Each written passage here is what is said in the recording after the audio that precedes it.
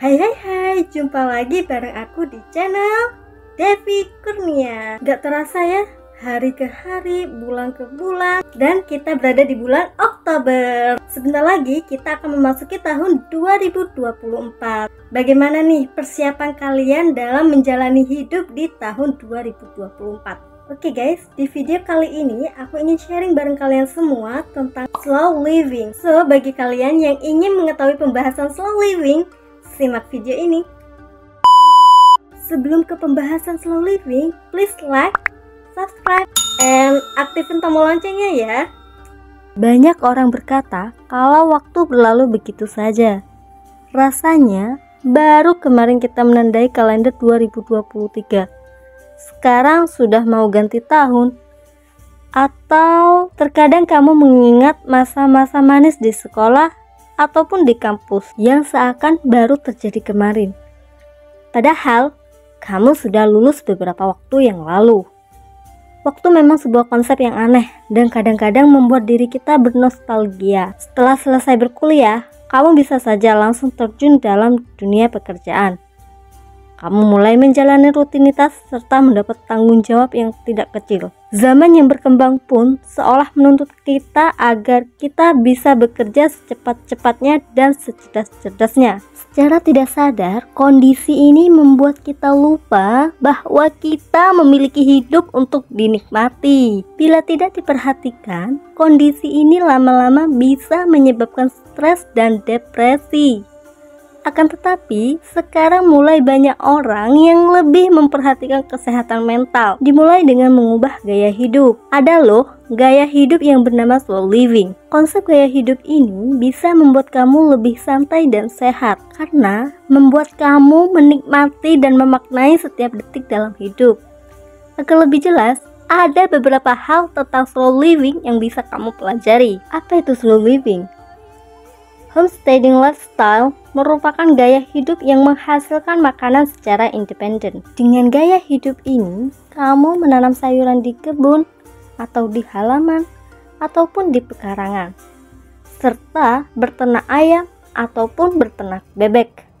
Tujuan hidup ini adalah agar kamu bisa selalu menghasilkan dan mendapatkan sumber makanan yang sehat di setiap harinya. Slow living tidak terlalu jauh dengan penerapan homesteading. Slow living juga bertujuan untuk membuat hidup kamu lebih sehat. Gaya hidup ini berkebalikan dengan rutinitas urba yang serba terburu-buru dan dibawa tenggang waktu. Slow living membiarkan kamu menjalani hidup yang santai dan berkualitas. Gaya hidup ini juga mengajarkan kamu untuk menikmati setiap detik, untuk menghargai proses dan bukan mengejar hasil dalam waktu yang instan. Dengan demikian, kamu lebih sehat dan bebas dari rasa stres. Kalau begitu, apa manfaat slow living? Konsep slow living yang menitik beratkan pada kualitas hidup memiliki banyak manfaat untuk kamu.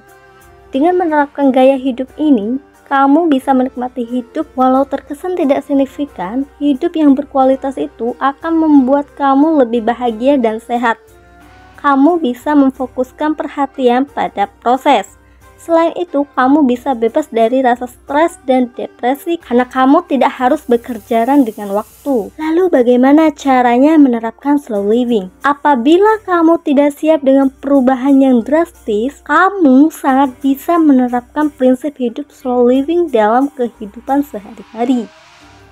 Berikut adalah beberapa cara untuk melakukannya. Yang pertama, melakukan sesuatu yang memang perlu. Prinsip hidup slow living mengharuskan kamu memperhatikan makna termasuk aktivitas harian. Sebelum melakukan sesuatu, tanyalah pada dirimu, apakah memang perlu melakukannya? Apakah kamu benar-benar perlu ke salon setiap minggu?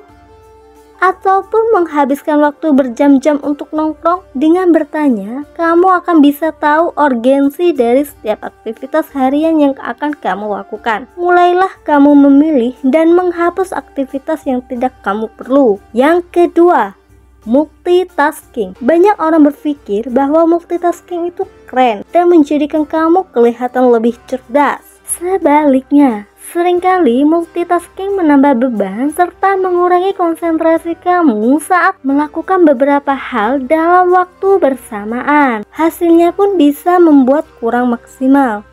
Cobalah untuk melakukan satu pekerjaan dalam satu waktu. Biasakan diri kamu untuk menyetir kendaraan tanpa bermain ponsel ataupun mendengarkan lagu dengan menggunakan handset. Nikmatilah pemandangan di luar jendela saat hujan, tanpa harus melakukan kegiatan lain. Dengan begitu, kamu bisa menikmati hidup dan memperhatikan setiap detail yang terlewatkan dalam hidup kamu. Yang ketiga, menghargai ketenangan. Setiap manusia tentu saja mendambakan ketenangan dalam hidupnya. Begitu pula dengan kamu. Kamu bisa memulai dengan mematikan televisi yang tidak kamu tonton. Matikanlah saat kamu mau tidur ataupun mau istirahat. Usahakan notifikasi dari HP tidak berdering. Kamu bisa daya matikan HP agar waktu istirahat kamu lebih maksimal. Yang keempat, offline. Waktu selalu tidak terasa saat kamu menghabiskan waktu di dunia maya, terutama saat main game. 2-6 jaman pun tidak akan terasa. Cobalah untuk menerapkan slow living dengan mengurangi waktu internetan. Alokasikan waktu setiap hari tanpa internet sehingga kamu tidak selalu terekspos. Saat istirahat, matikanlah jaringan ponsel kamu dan rasakan perbedaannya. Yang kelima, pilih ringtone dengan nada rendah. Apakah kamu memiliki kebiasaan memasang nada dering dengan keras? Secara tidak sadar, kebiasaan ini bisa membuat kamu stres, terutama bila ada kerabat ataupun teman kamu yang menelpon saat kamu tengah asyik tidur. Suara yang keras tentu saja membuat mood kamu menjadi rusak. Oleh karena itu, pasanglah nada dering dengan suara rendah supaya tidak menimbulkan stres pada diri kamu.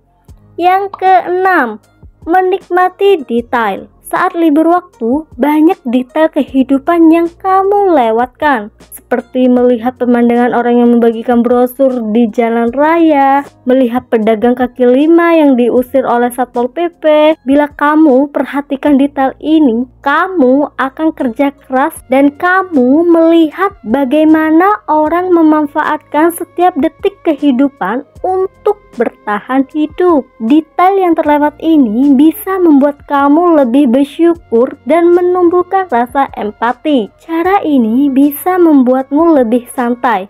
Kamu tidak akan memusatkan pikiran pada cuaca yang panas ataupun jalanan yang macet, bahkan suara klakson yang tidak sabar. Penerapan slow living membuat kamu fokus terhadap hal-hal positif. Kamu bisa terbebas dari rasa stres ataupun depresi apabila kamu bisa menikmati setiap detail aktivitas harian kamu. Dan sebaliknya, kamu mendapatkan pelajaran berharga dari waktu menunggu tersebut.